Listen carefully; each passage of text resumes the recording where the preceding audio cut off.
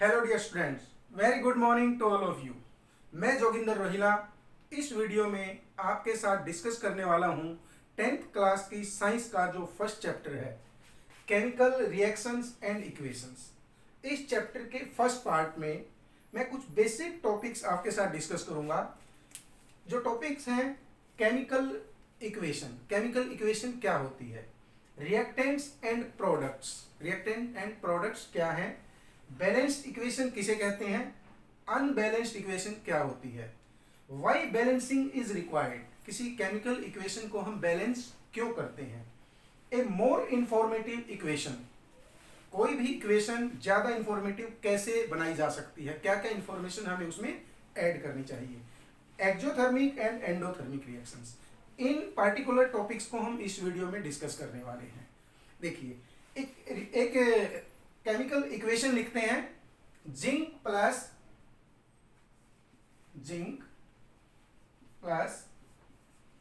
H2SO4, zinc plus H2SO4, there is formation of ZnSO4 plus H2 hydrogen.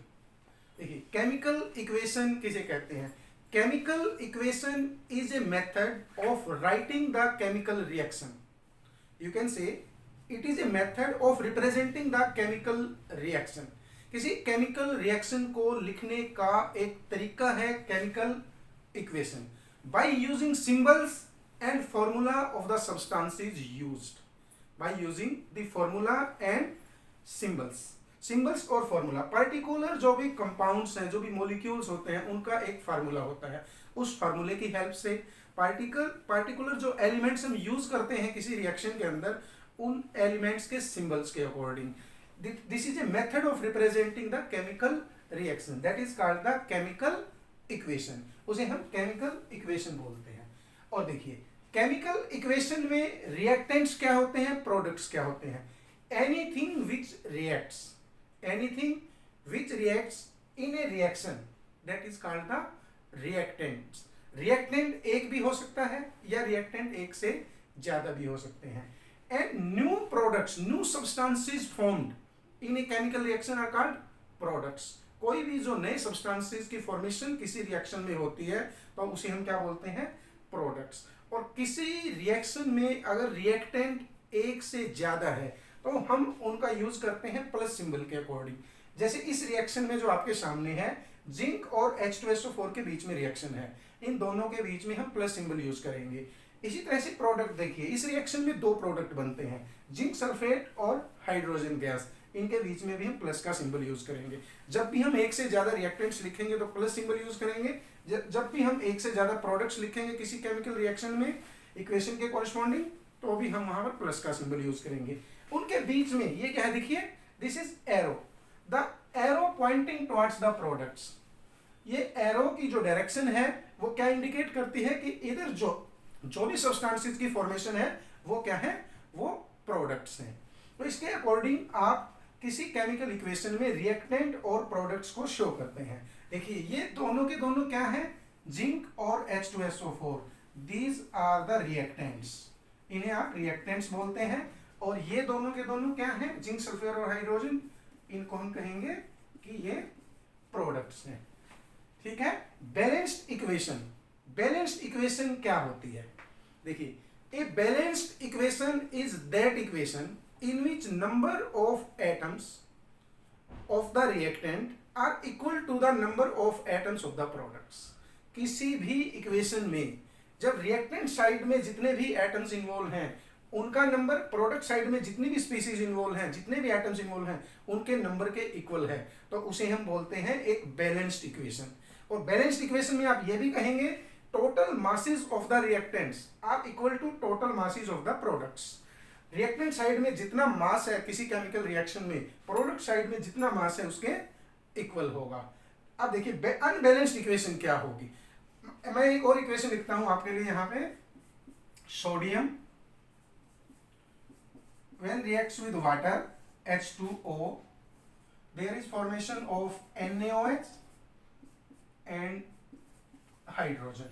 One more equation, N2 plus O2 there is formation of NO। कोई और equation लिख सकते हैं आप, कोई भी इक्वेशन आप प्रैक्टिस करें कोई इक्वेशन लिखने के लिए।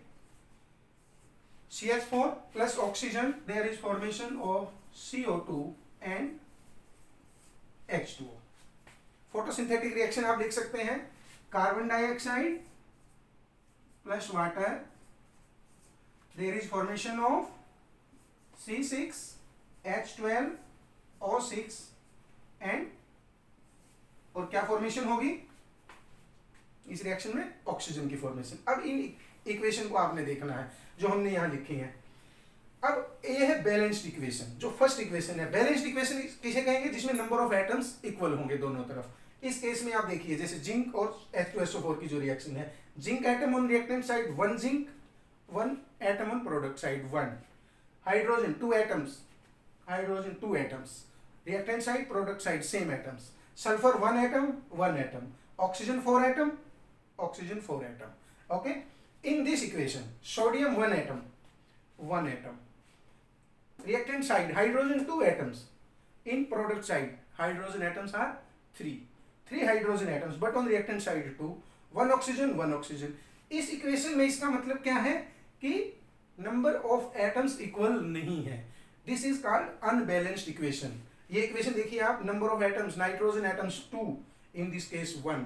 इसका मतलब है ये भी इक्वेशन जो है अनबैलेंस्ड इक्वेशन है। इस इक्वेशन को भी आप देखें एक बार, carbon 1 carbon, hydrogen 4 hydrogen, product side में 2 हाइड्रोजन है, ये भी एक अनबैलेंस्ड इक्वेशन है। और ये इक्वेशन देखेंगे आप, कार्बन 1 कार्बन 6 कार्बन, तो इसका मतलब है ये भी बैलेंस्ड इक्वेशन नहीं है, ये अनबैलेंस्ड इक्वेशन है। अब देखिए इसके बाद क्या है, बैलेंस्ड इक्वेशन क्या है, अनबैलेंस्ड इक्वेशन क्या है। बैलेंस्ड इक्वेशन वो इक्वेशन है जिसमें number of atoms reactant side equal होंगे प्रोडक्ट साइड के एटम्स के, और अनबैलेंस्ड इक्वेशन वो होगी जिसमें number of atoms of reactant side are not equal to number of atoms of product side, दोनों इक्वल नहीं होंगे। नेक्स्ट क्या है, व्हाई बैलेंसिंग इज रिक्वायर्ड। किसी केमिकल इक्वेशन को हम बैलेंस्ड फॉर्म में क्यों लिखते हैं? Balancing is required to provide maximum correct information about the species which are reacting and the substances which are formed.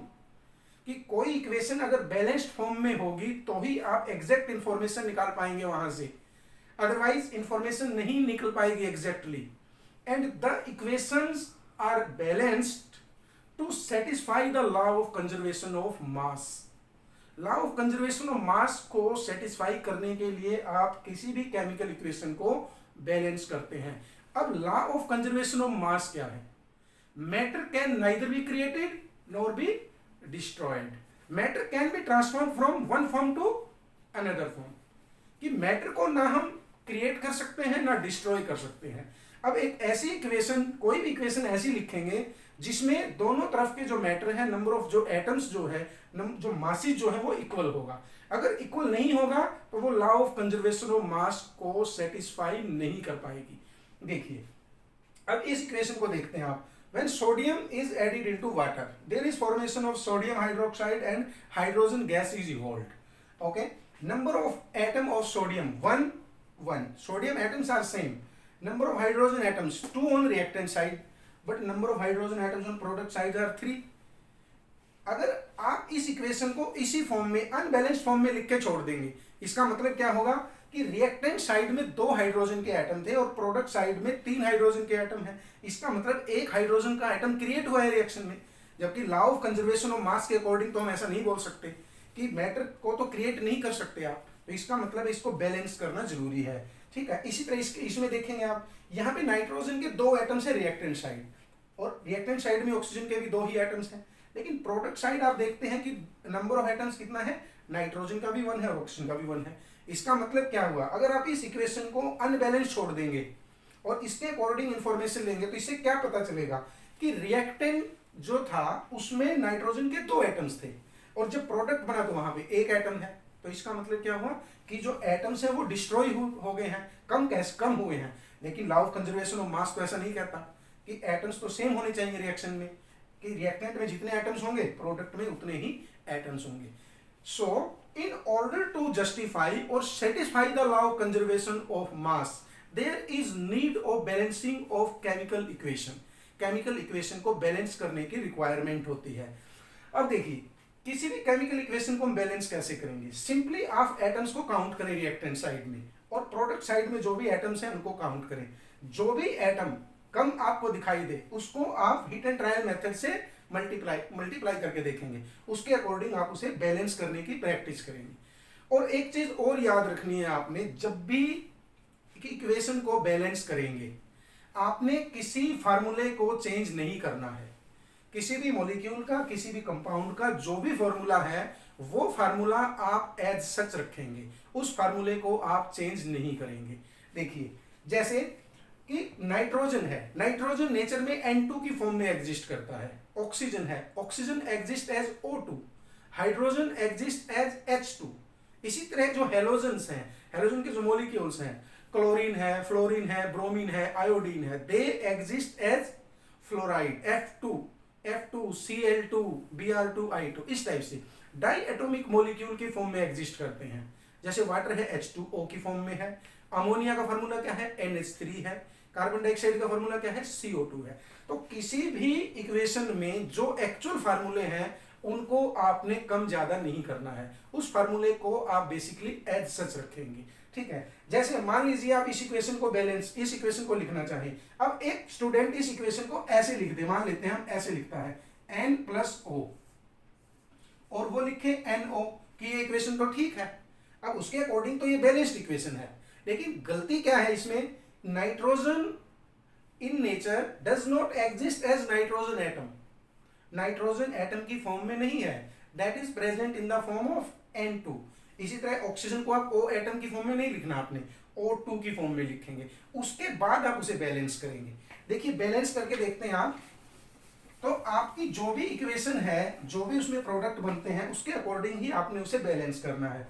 अब यहाँ पे आप बैलेंस करके देखेंगे, सोडियम 1 सोडियम, H2, इधर यहाँ पे 3 हाइड्रोजन एटम है, यहाँ पे 2 हाइड्रोजन एटम है। ओके, अब यहाँ से आप इसको मल्टीप्लाई कर दें, 2 से मल्टीप्लाई कर दें, यहाँ पे 4 हाइड्रोजन है, अब यहाँ पे 3 हाइड्रोजन है, तो अब इसको 2 से मल्टीप्लाई अगर कर दें आप तो क्या होगा, 2 हाइड्रोजन 4 हाइड्रोजन। इधर ऑक्सीजन कितना है 2 एटम्स, यहाँ पे ऑक्सीजन कितना है 2 एटम्स। अब देखिए सोडियम कितना है 2 सोडियम, और यहाँ पे आपको सोडियम को 2 से मल्टीप्लाई करना पड़ेगा। तो इसका मतलब है ये एक बैलेंस्ड इक्वेशन आपने बनाई है। अब ये बैलेंस फॉर्म में है, ठीक है, बैलेंस इक्वेशन। अब इस इक्वेशन को बैलेंस करेंगे, इस साइड में नाइट्रोजन एटम, रिएक्टेंट साइड में कितने हैं 2 नाइट्रोजन, ऑक्सीजन 2 ऑक्सीजन है, यहाँ पे आप 2 से अगर इसे मल्टीप्लाई कर दें तो इसका मतलब क्या होगा 2 नाइट्रोजन 2 ऑक्सीजन एटम्स। ठीक है, इस टाइप से इसे आप बैलेंस कर सकते हैं, ये बैलेंस्ड इक्वेशन है।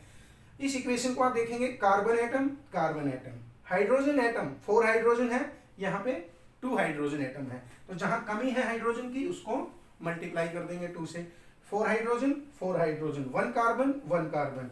ओके, अब यहाँ पे देखिए ऑक्सीजन 2 ऑक्सीजन और 2 4 ऑक्सीजन एटम्स हैं, और यहाँ से इसको 2 से आपको मल्टीप्लाई करना पड़ेगा। तो इस तरह से आप इस इक्वेशन को भी बैलेंस्ड फॉर्म में लिखेंगे। अब ये इक्वेशन क्या इक्वेशन है, देखिए carbon dioxide and water, when carbon dioxide and water reacts there is formation of glucose molecule and oxygen gas is liberated. This is a photosynthesis reaction. This photosynthesis reaction is carried out by green plants. Green plants किसकी presence में, sunlight की presence में और chlorophyll की presence में ये reaction हो सकती है। ठीक है, अब इस रिएक्शन को बैलेंस करेंगे आप, कार्बन 1 है, यहाँ पे कार्बन देखिए, ग्लूकोज में कार्बन कितने हैं 6, तो इसका मतलब है 6 से आपको इसको मल्टीप्लाई करना पड़ेगा। अब आप देखिए नेक्स्ट देखेंगे आप ऑक्सीजन कितना है 18, और यहाँ पे ऑक्सीजन इससे पहले आप हाइड्रोजन को बैलेंस कर लें आप एक बार, हाइड्रोजन कितना यहाँ पे 12 है, अब इसका मतलब है 12 है तो आप 6 से मल्टीप्लाई करेंगे 12 हाइड्रोजन। तो अब आप देखें हाइड्रोजन इक्वल है, कार्बन इक्वल है, ऑक्सीजन को देखेंगे 12 + 6 18 ऑक्सीजन, और यहाँ पे 6 है तो इसका मतलब इसको भी 6 से मल्टीप्लाई करेंगे, तो 12 + 6 18 ऑक्सीजन। इस टाइप से बहुत सारी अनबैलेंस्ड इक्वेशन की प्रैक्टिस आपने करनी है। इक्वेशंस को आप बैलेंस कर सकते हैं नंबर ऑफ एटम्स को काउंट करके, रिएक्टेंट साइड में कितना है, प्रोडक्ट साइड में कितना है। ठीक है, या आप ऐसे कर सकते हैं कि रिएक्टेंट लिखें, प्रोडक्ट लिखें, नंबर ऑफ एटम्स जो भी नोबल है वो लिखें, उसके अकॉर्डिंग उसको बैलेंस करना स्टार्ट करें। तो इस टाइप से आपको इक्वेशन को बैलेंस करना है। अब देखिए नेक्स्ट टॉपिक क्या है, ए मोर इंफॉर्मेटिव इक्वेशन। किसी भी केमिकल इक्वेशन को हम ज्यादा से ज्यादा इंफॉर्मेटिव बना सकते हैं। क्यों बनाना चाहिए हमें इंफॉर्मेटिव? कि इक्वेशन को देखते ही आपको मैक्सिमम इंफॉर्मेशन मिले। मैक्सिमम इंफॉर्मेशन किस बारे में? कि वो पर्टिकुलर सब्सटेंस किस फॉर्म में है, उसकी फिजिकल स्टेट क्या है, जब उनकी रिएक्शन हुई है तो वो सॉलिड है, लिक्विड है, गैसियस है या किसी सॉल्यूशन फॉर्म में है। इक्वेशन को देखते ही आपको पता चले कि वो पर्टिकुलर रिएक्टेंट्स किस फॉर्म में है और प्रोडक्ट किस फॉर्म में बना है। तो उसके लिए आप क्या करते हैं, मैक्सिमम इंफॉर्मेशन डालने की कोशिश करते हैं। तो उसके लिए पहला स्टेप है फिजिकल स्टेट को लिखना। Physical states of the substances which are involved in the chemical reaction. उस केमिकल रिएक्शन में जो भी सब्सटेंस इन्वॉल्व है उनकी फिजिकल स्टेट लिखेंगे। अब फिजिकल स्टेट के लिए देखिए, जो भी मेटल्स हैं उनको आप उसके सिंबल से लिखते हैं, जैसे जिंक है, आयरन है, जिस भी फॉर्म में उस रिएक्शन में प्रेजेंट है उस फॉर्म में आपने लिखना है। इस रिएक्शन में जिंक और H2SO4 की जो रिएक्शन होगी, जिंक ग्रेन्यूल्स में जब आप डाइल्यूट सल्फ्यूरिक एसिड डालते हैं तो जिंक सल्फेट की फॉर्मेशन होती है और हाइड्रोजन गैस निकलती है। अब देखिए यहाँ पे इसके ब्रैकेट में लिखेंगे स्मॉल s। सॉलिड के लिए क्या लिखना आपने? Small s। सॉलिड के लिए मैं यहाँ लिखता हूँ, देखिए सॉलिड अगर कोई सब्सटेंस है तो उसके लिए लिखेंगे स्मॉल s, और लिक्विड है कोई तो उसके लिए क्या लिखेंगे? Small l। और गैसियस सब्सटेंस अगर कोई रिएक्शन में है तो उसके लिए क्या लिखेंगे? Small g। अगर कोई सॉल्यूशन वाटर में बना हुआ है तो उसके लिए क्या लिखेंगे? वाटर में कोई सॉल्यूशन है, कोई सब्सटेंस डिसॉल्व्ड फॉर्म में है, वाटर के अंदर सोल्यूबल फॉर्म में है, तो उसके लिए आप उस सॉल्यूशन के लिए लिखेंगे एक्वस सॉल्यूशन, वो सब्सटेंस वाटर में अगर प्रेजेंट है। अब देखिए जिंक सॉलिड में प्रेजेंट है, डाइल्यूट सल्फ्यूरिक एसिड, इसके ब्रैकेट में लिखना है आपने AQ, aqueous solution. Zinc sulphate के जो कंपाउंड है that is also soluble in water, water में प्रेजेंट है, तो इसके ब्रैकेट में भी लिखेंगे AQ, ये छोटा सा लिखा गया है AQ। हाइड्रोजन किस फॉर्म में प्रेजेंट है इस रिएक्शन के अंदर? गैसियस स्टेट में। तो अब देखिए पहले से ज्यादा इंफॉर्मेटिव इक्वेशन आपको दिखाई देगी कि इस रिएक्शन में जिंक सॉलिड फॉर्म में था, H2SO4 एक्वस सॉल्यूशन है, जिंक सल्फेट एक्वस है और हाइड्रोजन जो है वो गैसियस स्टेट में है। इसी तरह यहाँ पे देखिए आप, sodium is added into water, sodium is solid metal, H2O liquid, sodium hydroxide aqueous AQ लिखेंगे आप, वाटर में सोल्युबल है, और hydrogen gas is liberated. In this reaction nitrogen gaseous state, oxygen gaseous state, nitrogen monoxide gaseous state. इस type से आप reaction की जो फिजिकल स्टेट है एक्चुअल में वो लिखेंगे। CH4 देखिए gas, CH4 gas, oxygen gas, जब मीथेन गैस की बर्निंग करेंगे आप क्या फॉर्मेशन होगी? Carbon dioxide. किस स्टेट में होगी कार्बन डाइऑक्साइड? गैस में। और वाटर की फॉर्मेशन भी आप गैसीय स्टेट में लिखेंगे, वाटर या जो वेपर्स होंगे वेपर्स की फॉर्मेशन में। अब यहाँ पे देखिए कार्बन डाइऑक्साइड, फोटोसिंथेसिस रिएक्शन में कार्बन डाइऑक्साइड किस फॉर्म में है? Carbon dioxide is a gas. Water is present in the form of liquid की फॉर्म में है। C6H12O6 ये क्या है? Glucose is prepared as aqueous solution. Glucose is soluble in water, that is dissolved in water. जब plants उसको prepare करते हैं तो वो वाटर में सोल्युबल होता है, सॉलिड फॉर्म में नहीं होता है, एक्वस लिखेंगे आप। Oxygen gaseous. देखिए पहले से ज्यादा इंफॉर्मेटिव इक्वेशन आपको दिखाई देंगी, तो आपने लिखना है सॉलिड के लिए स्मॉल s, लिक्विड के लिए L और गैस के लिए G लिखेंगे स्मॉल g, वाटर के लिए AQ लिखेंगे। अब इसमें एक चीज और याद रखनी है, आपने ध्यान रखना है कि कुछ इक्वेशंस में जब आप सॉलिड या लिक्विड या गैसियस सब्सटेंसेस को मिक्स करते हैं तो कुछ इनसॉल्युबल प्रोडक्ट भी बनते हैं जिसे आप सॉलिड की तरह से लिखते हैं। देखिए एक मैं इक्वेशन लिखता हूं यहां पर। When carbon dioxide gas is passed in lime water, what is formula of lime water? CaOH twice, lime solution, that is aqueous solution. You will write aqueous. Carbon dioxide gas is passed, CO2 gas. There is formation of calcium carbonate. Precipitates of calcium carbonate is formed, solid, along with the formation of water, liquid. इस type से आप इस equation को लिखेंगे कि ये aqueous solution है, carbon dioxide gas इसमें पास की, तो कैल्शियम कार्बोनेट की फॉर्मेशन होगी। कैल्शियम कार्बोनेट क्या है? White precipitates. कैल्शियम कार्बोनेट के व्हाइट प्रेसिपिटेट्स हैं। मिल्कीनेस, कार्बन डाइऑक्साइड को टेस्ट करने के लिए ये टेस्ट परफॉर्म किया जाता है कि कार्बन डाइऑक्साइड को हम लाइम वाटर में पास करके देखते हैं। अगर मिल्कीनेस आ जाती है, सॉल्यूशन जो है मिल्की हो जाता है, तो आप कहेंगे कि कार्बन डाइऑक्साइड प्रेजेंट है। तो बनता क्या है? Calcium carbonate. And calcium carbonate is not soluble in water, water में सोल्युबल नहीं है, इसलिए वो प्रेसिपिटेट्स की फॉर्म में है और उसको आप सॉलिड की तरह ट्रीट करेंगे। जब उसकी इंफॉर्मेशन लिखेंगे तो उसको सॉलिड लिखना है अपने ब्रैकेट में। तो ये है आपका फिजिकल स्टेट लिखना। और ज्यादा इंफॉर्मेटिव कैसे कर सकते हैं आप इस इक्वेशन को? देखिए कि एक इक्वेशन में अगर हीट का चेंज है, if the energy is evolve in a chemical reaction, किसी भी केमिकल रिएक्शन में if energy is evolve in the form of heat और लाइट और एनी अदर फॉर्म, किसी भी फॉर्म में एनर्जी बाहर निकलती है, लिबरेट होती है, हीट निकलती है, तो उसके लिए आप क्या करेंगे? प्रोडक्ट साइड में प्लस करके एनर्जी लिख देंगे। एनर्जी लिख देंगे या हीट लिखेंगे या हीट एनर्जी लिखेंगे या लाइट लिखेंगे, जो भी चीज वहां निकलेगी उसके अकॉर्डिंग प्रोडक्ट साइड में उसे नोट करना है। Such type of reactions in which energy is evolve, such reactions are called exothermic reactions. उन्हें हम एक्सोथर्मिक रिएक्शन कहेंगे। देखिए अब एक्सोथर्मिक का एग्जांपल आपको एकदम से कौन सा एग्जांपल दिखाई देता है? This example, all combustion reactions are exothermic in nature. All combustion reaction जिनमें हम बर्निंग करते हैं ऑक्सीजन की प्रेजेंस में। अब देखिए मीथेन की जब हम बर्निंग करेंगे ऑक्सीजन की प्रेजेंस में, कार्बन डाइऑक्साइड और वाटर की फॉर्मेशन होती है, तो इस प्रोसेस को हम क्या कहेंगे? एक्सोथर्मिक। तो इस ये जो इक्वेशन है इसमें हम यहाँ प्लस करके एनर्जी या हीट लिख देंगे। देखिए मैं लिखता हूं यहाँ पे हीट लिख सकते हैं, हीट एनर्जी लिख सकते हैं या एनर्जी लिख सकते हैं। तो इसका मतलब क्या है? ये एक एक्सोथर्मिक रिएक्शन है। अब आप मुझे बताएंगे रेस्पिरेशन एक एक्सोथर्मिक रिएक्शन है या एंडोथर्मिक रिएक्शन है? रेस्पिरेशन क्या है? फोटोसिंथेसिस रिएक्शन का अपोजिट, एकदम से उल्टा। फोटोसिंथेसिस में क्या होगा? कार्बन डाइऑक्साइड और वाटर मिलेंगे, ग्लूकोज और ऑक्सीजन की फॉर्मेशन होगी। और जब हम रेस्पिरेशन करते हैं, when oxygen is inhaled in our body, the glucose present in the cells of the body are oxidized in the presence of the oxygen. उसकी बर्निंग होगी, combustion of the fuel is there. इसका मतलब क्या है? Combustion process है, वो भी combustion reaction है, तो इसका मतलब वो एक्सोथर्मिक रिएक्शन है। इसी रिएक्शन को आप उल्टा करके लिखेंगे। अगर देखिए कार्बन जो ग्लूकोज और ऑक्सीजन और एरो को इधर कर देंगे, तो इसका मतलब है रिएक्टेंट ये हो जाएगा और प्रोडक्ट ये हो जाएगा। ये रिएक्शन होगी आपकी ग्लूकोज की ऑक्सीडेशन, रेस्पिरेशन में जो यूज होती है ये रिएक्शन। और फोटोसिंथेसिस में हम कार्बन डाइऑक्साइड और वाटर को मिक्स करते हैं, कंबाइन करते हैं और ग्लूकोज और ऑक्सीजन की फॉर्मेशन करते हैं। ये रिएक्शन जो है, जो एज सच लिखी हुई है, ये रिएक्शन क्या है? Endothermic reaction.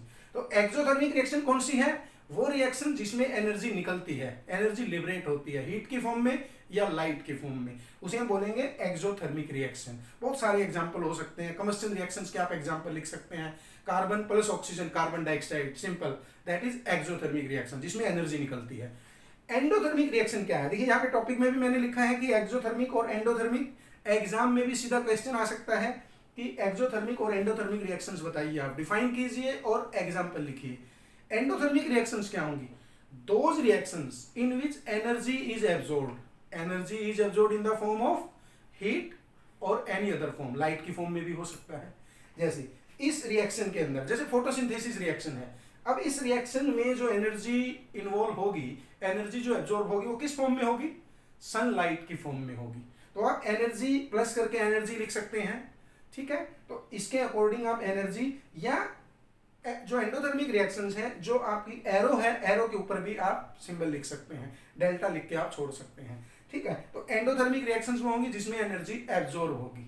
और एक चीज और याद रखनी है अब आपने, all decomposition reactions are endothermic reactions. जितनी भी डीकंपोजिशन रिएक्शंस हैं, देखिए मैं एक रिएक्शन को हटाता हूं यहां से, जो इक्वेशन आपके लिए लिखी थी। अब इसकी जगह पे मैं दूसरी इक्वेशन लिखता हूं, calcium carbonate solid. There is energy is added, or you can say heat is added. This is the arrow pointing towards the product. There is formation of calcium oxide. Calcium oxide is solid, along with the formation of carbon dioxide gas. This reaction is called endothermic reaction, decomposition reaction. और इसको आप ऐसे भी लिख सकते थे arrow के ऊपर डेल्टा डाल के, तो इस टाइप से आप उसको ज्यादा इंफॉर्मेटिव बना सकते हैं। अब एक और पॉइंट जो इसमें है अभी कि रिएक्शन को, कुछ रिएक्शन ऐसी हैं जो एक पर्टिकुलर कंडीशंस पे होंगी। रिएक्शंस कंडीशंस जो भी हैं पर्टिकुलर उस रिएक्शन के लिए, कि किसी रिएक्शन में कैटलिस्ट की रिक्वायरमेंट है, किसी में एटमॉस्फेरिक प्रेशर की रिक्वायरमेंट है, किसी में टेम्परेचर की रिक्वायरमेंट है। The reaction conditions are also mentioned in the chemical equation. जो भी रिएक्शन कंडीशंस हैं दीज आर मेंशन्ड अबोव और बिलो द एरो। जो भी आप बीच में एरो लिखते हैं उनके बीच में वो रिएक्शन कंडीशंस लिखते हैं। देखिए एक इक्वेशन है जिसमें आप इस टाइप से एग्जांपल के तौर पे समझ सकते हैं। सिंपल से simple, potassium chlorate KClO3, this is solid. Potassium chlorate, this is solid, that is converted into KCl solid along with the formation of O2, oxygen gas. Simple decomposition reaction. This reaction takes place by absorption of energy, heat, और heat के लिए आप delta symbol ऐसे करके लिख सकते हैं, ठीक है। This is the decomposition of potassium chlorate and this reaction, आप इसे बैलेंस करके देखेंगे आप एक बार। देखिए 3 ऑक्सीजन एटम 2 ऑक्सीजन एटम, यहाँ पे आप 3 से मल्टीप्लाई करें, 6 ऑक्सीजन एटम यहाँ से आप 2 से मल्टीप्लाई करें, 6 ऑक्सीजन एटम 2 KCl यहाँ से आप 2 से मल्टीप्लाई करें। This is balanced chemical equation and this reaction takes place in the presence of a catalyst. Catalyst is manganese dioxide, manganese dioxide, catalyst is manganese. जो भी रिएक्शन कंडीशंस हैं किसी भी केमिकल इक्वेशन में, किसी भी केमिकल रिएक्शन की जो भी आप इक्वेशन लिखते हैं उसकी जो भी रिएक्शन कंडीशंस हैं, टेम्परेचर है, प्रेशर है, कैटलिस्ट है, उसको आप यहाँ पर लिखते हैं। तो ये सारी चीजें लिखने के बाद वो जो केमिकल इक्वेशन है वो ज्यादा इंफॉर्मेटिव होती है। सो डियर स्टूडेंट्स, इस चैप्टर का जो बेसिक फंडामेंटल्स है वो समझने की कोशिश कीजिए। केमिकल इक्वेशंस लिखिए रिएक्शंस के कोरेस्पॉन्डिंग, ठीक है, उन्हें बैलेंस कीजिए, बैलेंस करने के बाद उनकी फिजिकल स्टेट मेंशन कीजिए, ठीक है। एनर्जी का जो भी है कि प्रोडक्ट साइड में लिखेंगे, यदि एक्सोथर्मिक रिएक्शन है तो प्रोडक्ट साइड प्लस करके लिखेंगे, और यदि एंडोथर्मिक रिएक्शन है तो इधर लिखेंगे। इसके अकॉर्डिंग मैक्सिमम इंफॉर्मेशन दीजिए और जो भी रिएक्शन कंडीशंस हैं उन्हें भी मेंशन कीजिए। तो ये बिल्कुल बेसिक कंसेप्ट्स हैं। तो ये हमने आज डिस्कस किया है इस वीडियो में। आपके लिए नेक्स्ट वीडियो में इस चैप्टर की और भी इंपॉर्टेंट इंफॉर्मेशन कि टाइप्स ऑफ रिएक्शंस क्या होती हैं और हम उन्हें कैसे लिखते हैं, कैसे उन्हें याद करें, कैसे समझने की कोशिश करें। इससे नेक्स्ट वीडियो में मैं आपके लिए वो सब टॉपिक्स लेके आऊंगा, ठीक है। Thank you so much. Please like, comment and share the video and subscribe my YouTube channel triple point academy. Thank you very much.